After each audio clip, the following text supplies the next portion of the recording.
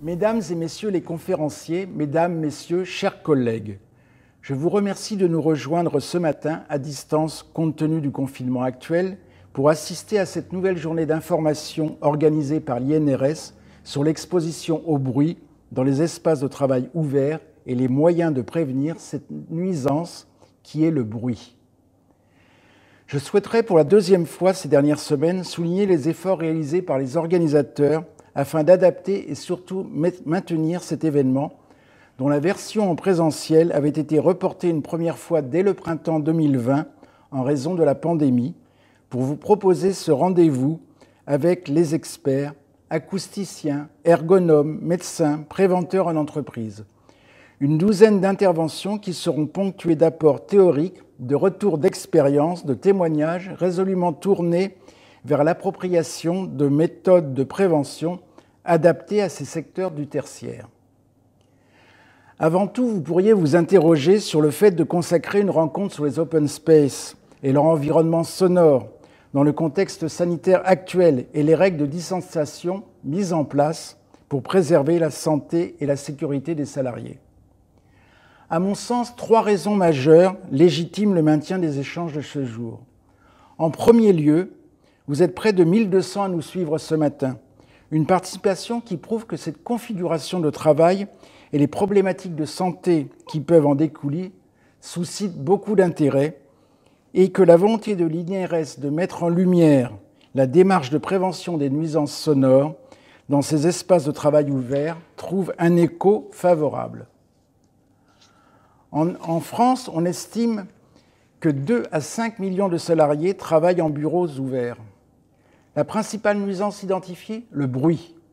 Une grande majorité des salariés s'estiment gênés par des paroles intelligibles, des conversations qui les empêchent de se concentrer, occasionnant fatigue, baisse de performance ou stress. Des enquêtes menées par différents instituts montrent que 95% des salariés d'Open Space sont incommodés par des bruits intempestifs, continus, voire incompatibles avec le travail intellectuel à fournir. La deuxième raison du maintien de cette journée réside dans le fait que les open space restent à ce jour une réalité de travail pour de nombreux professionnels. Les centres de relations clients, les plateformes d'appel, les services d'urgence continuent de fonctionner dans des locaux ouverts avec une activité peut-être même plus importante aujourd'hui compte tenu des besoins des entreprises contraintes d'agir en mode dégradé, à distance, avec leurs clients ou usagers, ou confrontées aux difficultés de transférer certaines activités en télétravail. Bien présents dans le paysage économique, les open space pourraient aussi se développer à l'avenir et il serait à ce stade bien hasardeux de se prononcer sur des scénarios futurs.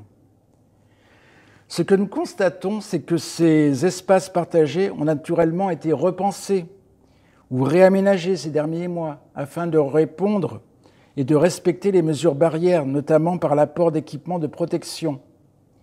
Mais la tenue d'un tel événement sur les open space est d'autant plus cruciale qu'elle met en évidence les déterminants qui favorisent au quotidien la santé des salariés, et il serait regrettable que le contexte épidémique actuel occulte ou diffère la prise en compte des conditions de travail présentes et à venir.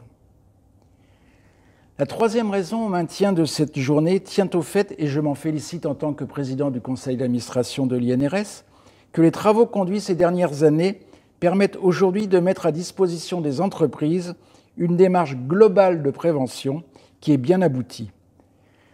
Cette démarche est issue des travaux d'assistance aux entreprises et d'études et recherches qui ont porté sur l'analyse de l'activité des open space, la conception acoustique des locaux ou encore l'amélioration des équipements, à l'image des limiteurs de choc acoustique, des casques téléphoniques.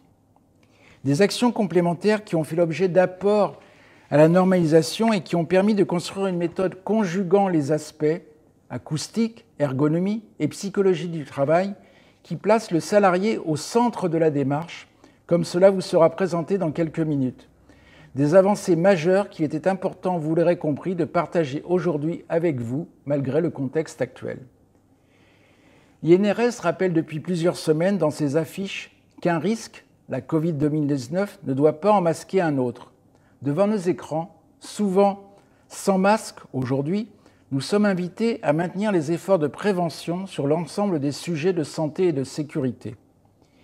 Il s'agit pour nous de rester investis autour des liens entre performance des entreprises et prévention des risques professionnels et de favoriser la diffusion d'une culture de prévention partagée par le plus grand nombre. Les entreprises du tertiaire qui ont organisé leur activité autour du travail coopératif, des interactions, sont sensibles à cette mobilisation plurielle pour co-construire un modèle propre à limiter les facteurs de risque pour leurs salariés. Je remercie l'ensemble des intervenants pour leur contribution et vous souhaite, mesdames et messieurs, une excellente journée d'échange. Merci pour votre attention.